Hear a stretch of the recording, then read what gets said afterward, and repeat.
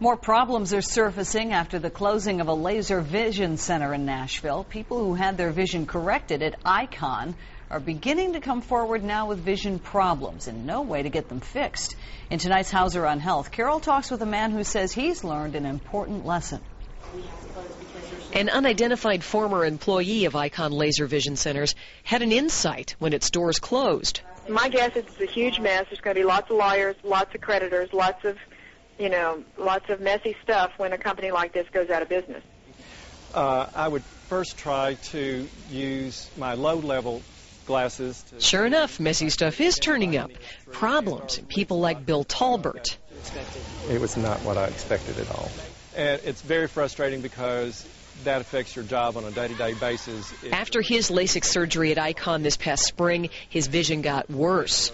Talbert is a horticultural manager for the state of Tennessee. You have to be able to see what it is and how it's affecting that plant material to know what you're doing and how to treat it. Talbert's distant vision keeps getting better, but his vision from 4 feet to about 10 feet is terrible, requiring the use of 2 separate pairs of glasses. Which can happen. I mean, it's a part of this overall post-operative surgical care. But the problem for these patients is that they don't know where to go.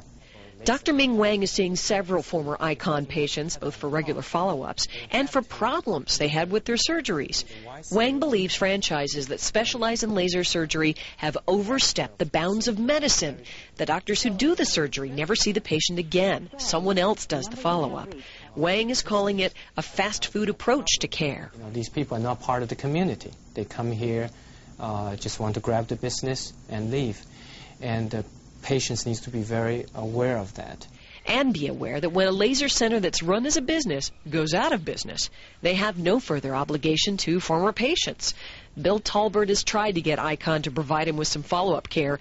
He has a word for how he's been treated: abandonment.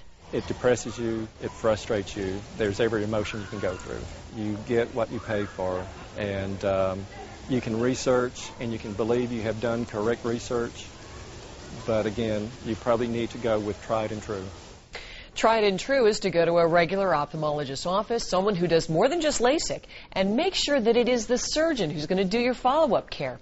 Think about it. In no other case would you expect your surgeon to operate on you and then never see you again.